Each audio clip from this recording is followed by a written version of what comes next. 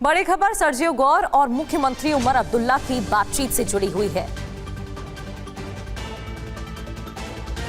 Sergio गौर से CM Omar Abdullah की बातचीत के दौरान ट्रैवल एडवाइजरी का मुद्दा उठा है। सुरक्षा के लिए अहम कदम उठाए गए हैं।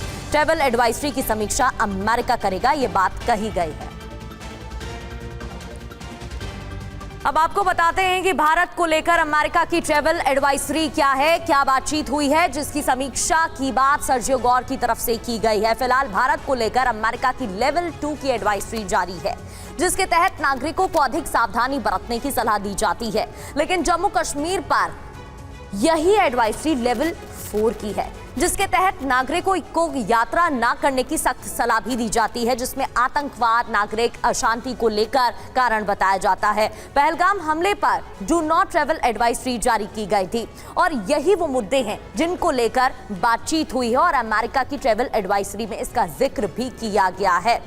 इरशाद जी, जो बातचीत हुई है, जो तारीफ हुई है, कहीं ऐसा तो नहीं कि इसी वजह से बौखलाहट है या आपको पसंद नहीं आ रहा है? क्योंकि सच तो यही है, पाकिस्तान भले ही ये राग अंतरराष्ट्रीय मंच पर अलापता रहता है, रोना रोता रहता है, लेकिन दुनिया को सच पता है क्या है।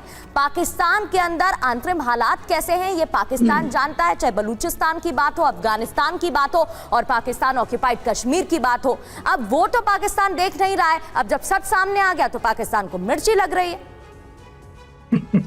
मैंने बड़े आराम से एहतराम से कहा था कि आप मासूम हैं, ये बेवकूफ। देखिए, हमने कभी भी कहा नहीं कि आप पहले तो अच्छे शब्दों का इस्तेमाल किया करिए। आप सही बात बोल पाते नहीं, आपके पास जवाब होता नहीं और ना ही आप सच सुनने को तैयार। मुझे मौका तो दें, मुझे मौका दें बोलने का। देखें, हमने कभी भी किसी भी चैनल पे किसी भी तरीके से नहीं कहा कि कश्मीर हमारा है। हम हमेशा से कहते हैं कि कश्मीर कश्मीरियों का, और कश्मीर की आज़ादी तक कश्मीरियों की और पाकिस्तान की जंग रहेगी हिंदुस्तान के साथ। हमारा कोई लड़ाई आपके साथ नहीं है, सिवाय कश्मीरियों की आज़ादी के लिए जो हम कोशिश करते हैं और कोशिश करते रहेंगे। देखें, कश्मीरी कभी भी नहीं कहते कि वो हिंदुस्तान का अटूट अंग है। आप मुझे बताइए कश्मीर बनेगा कश्मीरियों को जिनको आपने जेलों में डाला, क्या कहता है मीर साहब का बयान? साहब, मैं नहीं बोला आप लोगों के दरमियान में। शर्म करो भैया, शर्म करो। कुछ ये है कि आजाद कश्मीर को इकट्ठा कीजिए, पाकिस्तान की फौज का दमन देखो आजाद कश्मीर में। देखिए दत्ता साहब, खामोशी से सुनिए, मैंने सुना आपको। नहीं, आजाद कश्मीर की बात कर रहे हैं। चलिए एक बार बात पूरी कर लें। वीके दत्ता सर आप जवाब दीजिएगा, एक बार ये बात पूरी कर ले। जो फर्जी बातें करते एक बार पूरी कर ले। कोरोना में फर्जी बात नहीं कर रहा हूँ। आप लोगों ने तकरीरें की, आप लोगों ने शेरो शायरी की, मैं हकीकत बयान कर रहा हूँ, उसको सुनने की हिम्मत रखे ना। चलिए आपको जो बोलना एक बार बोलिए। आप बोलेंगे नहीं, आप सुनेंगे और फिर मुझे भी सुनेंगे आप। तो आप सुनिए, गुबार निकाल लीजिए। मैंने आपसे ये कहा कि कश्मीरियों को इकट्ठा कीजिए, उनसे पूछिए कहाँ रहना चाहते हैं, बस फैसला हो जाएगा ना। दूसरी बात यह है कि मेरी और आपकी जंग है क्या मैंने आपकी जायदाद पे कब्जा किया हुआ, कि आपने मेरी जायदाद पे? सिर्फ कश्मीरियों के लिए जंग है। कश्मीरियों को आजाद कीजिए, खुदा की कसम। अरे नहीं तो क्या आप जायदाद की बात कर रहे हैं? आपको इतिहास तो पता होगा ना इरशाद साहब, आजादी की आपको इतिहास तो पता है।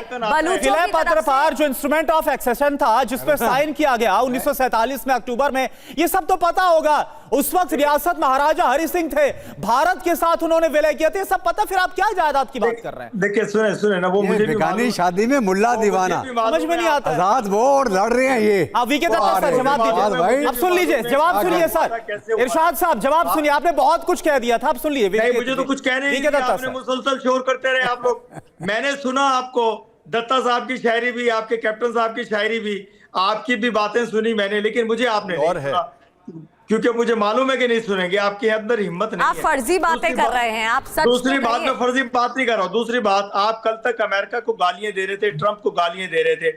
आज एक उनके सफीर आ गए, तो उनके आने से आपने अमेरिका के लिए नारे लगाने शुरू कर दिए। कल तो कहते थे अमेरिका बड़ा जालिम है। इरशाद जी, ना तो अमेरिका को गाली दी गई है और ना ही कभी अपशब्द कहे गए हैं। ये जो बयान सामने आया है उससे सच्चाई बताई जा रही है, जिसे समझने के लिए आप राजी नहीं है, क्योंकि सच आप कभी मानते ही नहीं है।